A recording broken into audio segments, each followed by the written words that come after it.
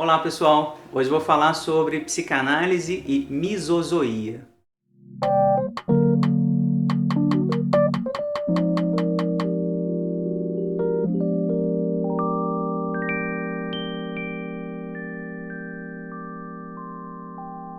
Pessoal, inventei um termo novo, misozoia. Peço desculpa inclusive pela cacofonia que ele gera, né? Mas me parece um termo melhor que especismo, vocês vão ver por quê. Mas enfim, o termo misozoia está querendo apontar para o ódio que a gente sente aos animais, né? Um certo tipo de repulsa, ódio aos animais, e como que isso entra na metapsicologia, como que isso pode ser descrito metapsicologicamente. É sobre isso que eu vou falar.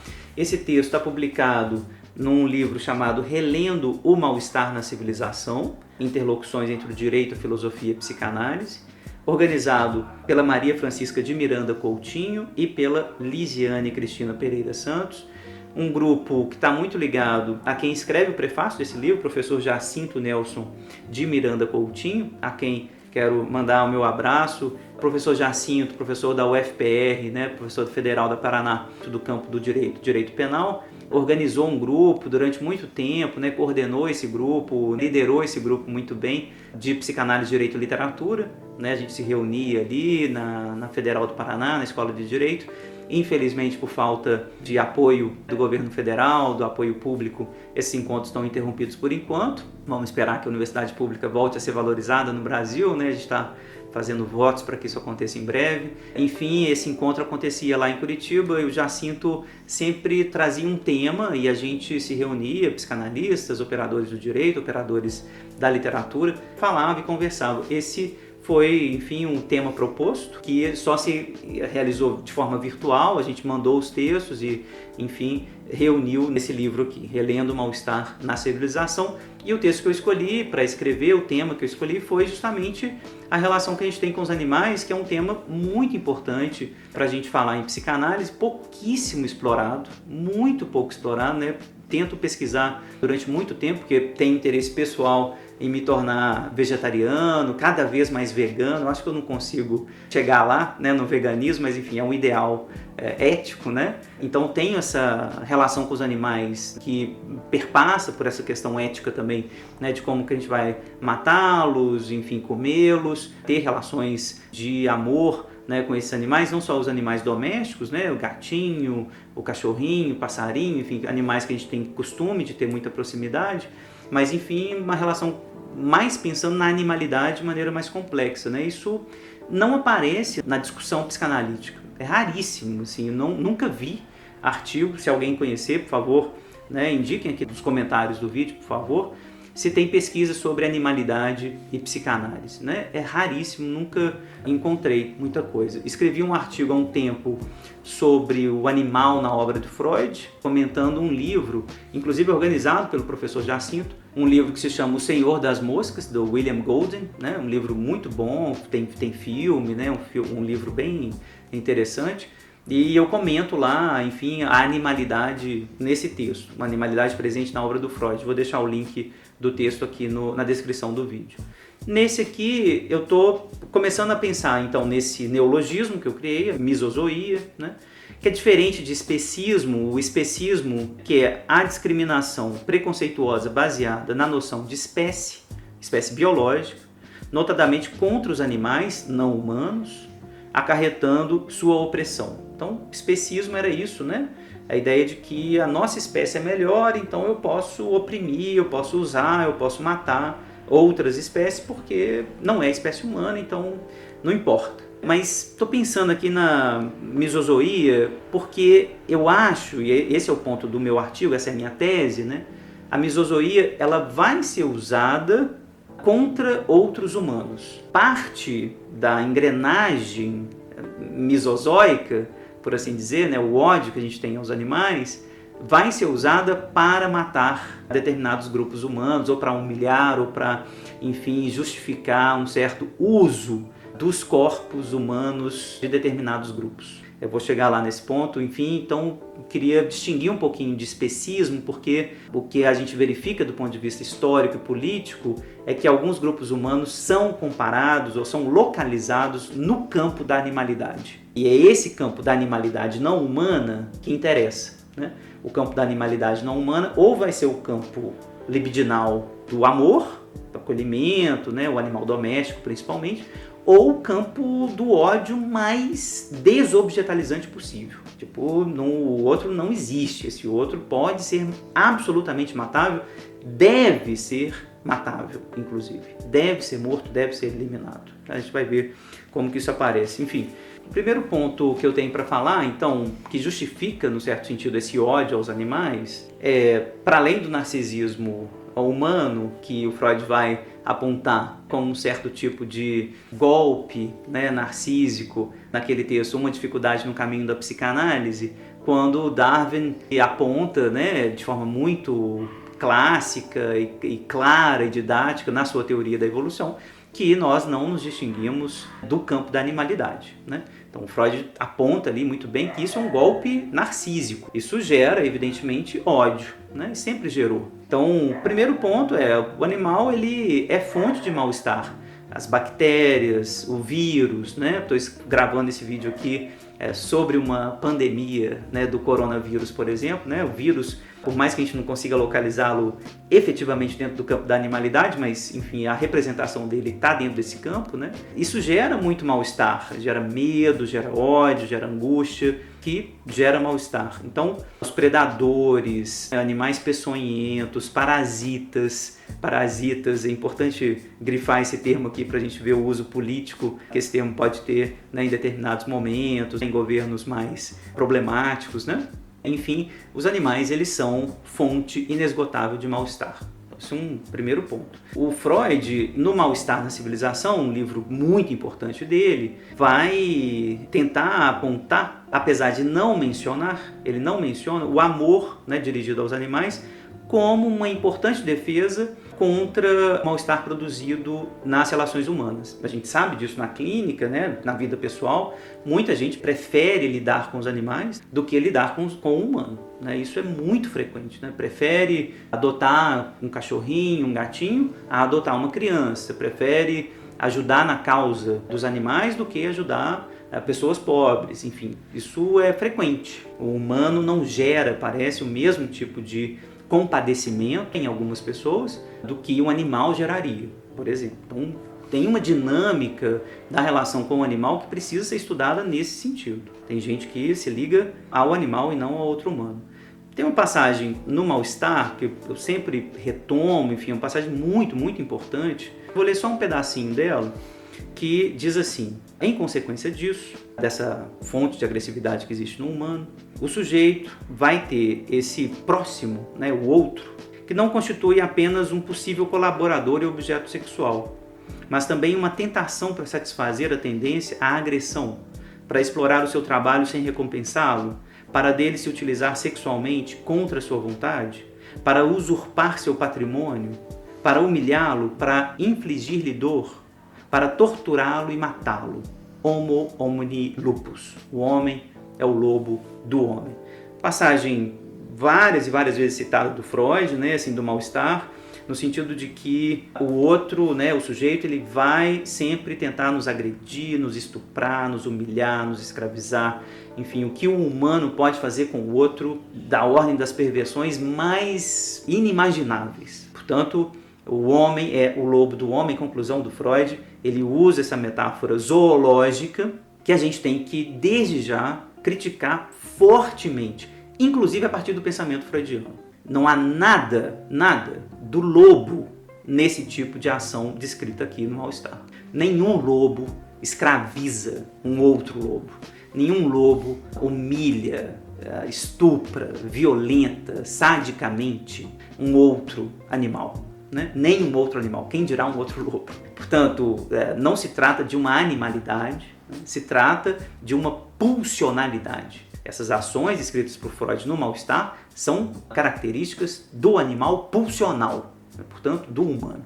Então, o Laplanche vai insistir muito nessa desconstrução, né, dessa frase em Freud, frase que, aliás, né, vem de Plauto, né, um certo comediante romano, que vai ser apropriada por Hobbes, de onde o Freud se apropria, Enfim, tem uma certa leitura política dessa frase, que a gente vai poder fazer essa genealogia depois, que faz a gente desconfiar do uso dessa frase. Quais os contextos, quem está usando, para quê, por quê. Mas, de novo, a violência humana, é isso que o Laplanche vai tentar deixar bem claro, a violência humana não tem nada de instintual. Não é instintiva, como é a agressividade do lobo, que é restrita a determinados comportamentos. Não existe sadismo no campo do animal. Não é produzido, então, por uma necessidade biológica universal. E a violência no campo do humano, ela é sempre política, ela é sempre libidinal, sempre vai encontrar vias sociais no sentido para ser organizada e capitalizada. Então, por mais que a gente queira, gente, encontrar, né, em algumas espécies de baleia, de golfinhos, de macacos, algum tipo de sadismo, algum tipo de comparação com o sadismo humano, eu acho assim muito temerário colocar no mesmo lugar esse sadismo animal, orcas brincando com focas, por exemplo, antes de matá-las, ou macacos batendo uns nos outros e mantendo um certo grupo apassivado. Comparar esse tipo de violência sádica com Auschwitz, por exemplo, com um campo de concentração. Não dá para comparar, mesmo que tange uma certa gradação, né? É muito incomparável, é muito maior, né, o que é o sadismo no campo do humano do que esse sadismo, inclusive no campo do animal, dessa animalidade não humana, que está regido pelo instinto também. Todas as orcas vão ter esse comportamento sádico, específico lá com relação a algumas foquinhas. Todas. No campo da animalidade humana, nem todos. E é isso que distingue o campo do instinto e o campo do pulsional. É esse universal. Então não tem uma necessidade universal, biológica, universal, que garanta a nossa violência. Ela pode existir com uma violência absurda, um tipo de característica absurda, e ela pode não existir. É muito diferente dizer que no ato da maldade o sujeito é um animal, é um lobo, é uma besta, é um tipo de bárbaro. Não se trata disso para a psicanálise. Trata-se, quando a gente aponta para a violência humana, dizer da pulsionalidade. É o humano mesmo, é o humano na sua apresentação. Então, esse uso da frase, o homem é o lobo do homem, é parte da misozoia.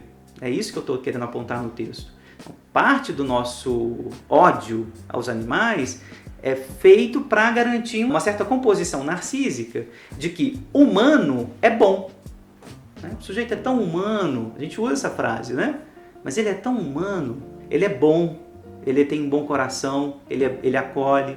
E aí quando o sujeito ele é maldoso, quando ele é sádico, quando ele é violento, aí a gente coloca ele sempre no campo da animalidade não humana. Ele é uma besta, ele é um cavalo, ele é um burro, ele é um jumento. A gente vai colocar esse sujeito no campo zoológico. Essas metáforas zoológicas são metáforas que, na verdade, estão a serviço do recalcamento desse saber, o reconhecimento de que a violência humana não é instintiva.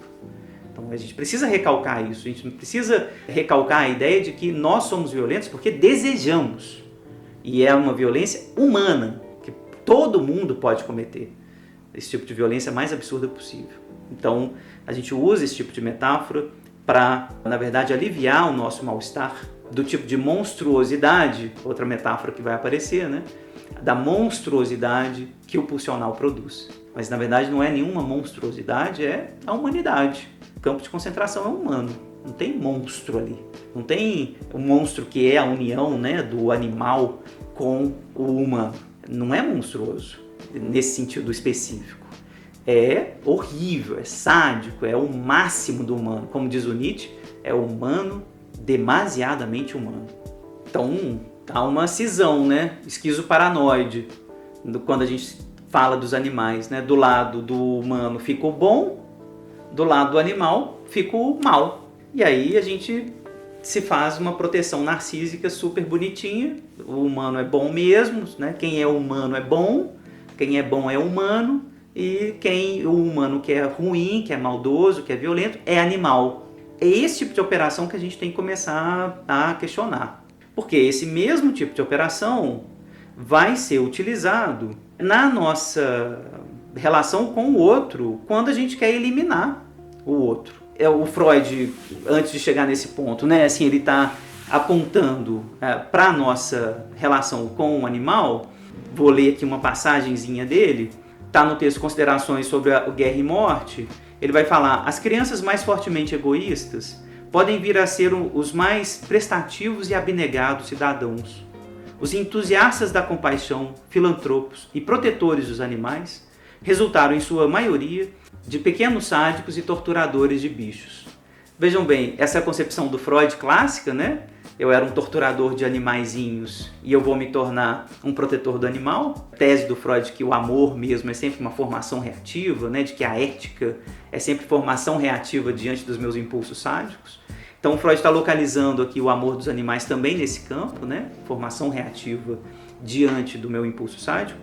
Mas eu acho que o bestiário doméstico laboral, ele é alvo de diferentes afetos aqui, que talvez, né, assim, a gente possa matizar um pouco essa concepção de amor em Freud. Estou usando aqui a ideia do Derrida, do animaux, né, no sentido de brincar com essa palavra, né, animaux, que é um animal palavra, e os animaux, né, os animais, para lembrar com o Derrida de que o múltiplo dos animais, né, não podem ser reduzidos a uma animalidade só, uma única animalidade oposta à humanidade. Não é assim, né? Para o Derrida isso fica muito evidente, né?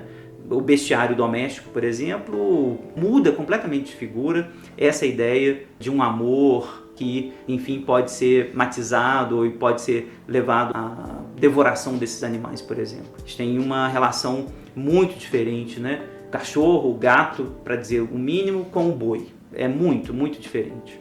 Eu queria pensar nisso e, para finalizar o texto, estou pensando na animalidade ou nessa misozoia como uma operação, portanto, política, libidinal, que vai ajudar a gente a matar melhor algumas pessoas ou explorar melhor algumas pessoas. A lógica aqui é sempre usar metáforas zoológicas que vão ajudar a gente a justificar politicamente, libidinalmente, por que a gente está matando, escravizando, explorando essas pessoas. A gente compara pessoas a ratos, isso foi feito no nazismo. Eu recomendo, aliás, a revista Maus, que é maravilhosa, né? Com essa metáfora explorada de forma brilhante. Vou deixar o link aqui, né? O quadrinho, né? HQ Maus. A gente compara os homossexuais a bichas, né? Bichas são vermes. A gente compara os negros aos macacos, né? Isso foi feito ao longo de todo o século, ainda continua sendo feito. Enfim, as mulheres, elas são comparadas a um bestiário inacreditável, vacas, cobras, galinhas. É impressionante como que essa lógica misozoica vai ser usada para justificar o ódio, né? Você é uma galinha, você é uma vaca, então eu posso te matar, eu posso te estuprar, eu posso te violentar. No campo contrário também, né? Eu sou um garanhão, né? O homem é um touro, para valorizar narcisicamente. Enfim, essas operações elas estão ligadas a uma certa política libidinal. É isso que essa relação com o animal está trazendo para a gente. Não é necessário haver um regime totalitário propriamente explícito, né, para que a misozoia ela mantenha seu efeito metafórico de naturalização do extermínio do outro. Eu acho que essa é uma tese do Derrida que eu acho que a gente tem que explorar de forma vigorosa, né? Naturalizar o extermínio do outro. Se eu naturalizo esse outro como um animal, eu torno mais fácil esse extermínio, né? Vou usar aqui essa imagem da fotografia dessa criança de um abutre, do Kevin Carter, uma imagem que circulou o mundo, né, de forma terrível, que diz claramente da criança faminta no Sudão sendo observada por um abutre. Aqui o sujeito humano ele é reduzido à sua animalidade. Ele é carne. O devir presa animal para o abutre está representado aqui, justificado, obviamente, por séculos de racismo. Mas nada nessa imagem nos diz da colonização britânica. Nada aponta nesse abutre que o abutre é a criança britânica, que sobrevive muito bem às custas da exploração sistemática do Sudão. Nessa cena, fica reduzida completamente à animalidade. O campo desértico, né, do Sudão, absolutamente abandonado, enfim, onde o humano é reduzido à carne. Nessa outra imagem, o Homem-Cachorro, Cachorro-Homem, do Miguel Rio Branco, de 1979, a gente também prepara, por assim dizer, o nosso terreno psíquico político para um certo desinvestimento libidinal no que tange ao reconhecimento desse sujeito largado nas cidades capitalistas, regidas pelo modo de produção capitalista, para que a gente invisibilize esses sujeitos. Como pode invisibilizar um animal? Porque também o animal é invisibilizado. O que o Miguel Rio Branco constrói na construção dessa imagem, observem, é uma comparação entre esse corpo absolutamente doente do cachorro e o corpo absolutamente imundo desse sujeito que está abandonado. Cão abandonado, sujeito abandonado, todos eles muito matáveis, né? A gente se lembra disso, né? Na década de 80, eu lembro claramente da carrocinha passando. E a gente sabia que havia uma política de extermínio dos cachorros de rua nas prefeituras no Brasil na década de 80, década de 70. Isso era comum. E havia também na década de 80, década de 70, uma cultura de extermínio da população de rua. Isso não passa despercebido, essa comparação do sujeito, de alguns grupos, com alguns animais. São bestas, são selvagens, então podem ser eliminados. Queria terminar lembrando que o bestiário de Freud, né, o homem dos ratos, o homem dos lobos, o cavalo do Hans, o bestiário de Freud é um bestiário ainda a ser explorado. Né? Nossa relação com o animal ainda tem que ser explorada do ponto de vista da metapsicologia, para a gente fazer uma metapsicologia boa, né? Uma psicanálise interessante do que é a animalidade, como que isso aparece na clínica, relação do sujeito com o animal, mas como que isso também está sendo usado na política, né? Como que a animalidade, a crueldade articulada, a animalidade está sendo usada. A misozoia, ela foi o motor histórico da civilização. Isso me parece ponto nodal. O Freud não fala muito disso. A misozoia é motor da civilização. Domar a natureza implica em tornar animais dóceis, animais servis também. Eliminar esses animais. Né? Então dá para comparar a produção agora industrial do leite, da carne. A gente está falando de campos de concentração. Então, enfim, toda essa bioética, ética animal, né, que está sendo trazida à tona na conversa aqui pelos nossos amigos vegetarianos, veganos, a gente tem que acolher essa conversa e ouvir o que está sendo discutido. Afinal, os animais, eles mesmos não vão poder falar de uma maneira direta, talvez indireta, né, pelas consequências que a natureza vai trazer por conta dessa relação de tanta denegação, de tanto desmentido com relação a eles, né? Talvez eles digam para a gente os efeitos disso também. Várias questões que eu vou deixar aqui para a gente conversar. Queria saber o que vocês acham, qual que é a relação dos animais, né, com os animais que vocês têm, o que vocês veem aí de relação na psicanálise. Mas, enfim, está o convite para a leitura do meu texto, desse livro, Relendo o Mal-Estar na Civilização, e também, claro, para a gente discutir sobre animalidade em psicanálise. Inscrevam-se no canal, se vocês gostaram, deixa aí o joinha, compartilhem também. Agradeço muito e até a próxima conversa virtual sobre a psicanálise. Um abraço.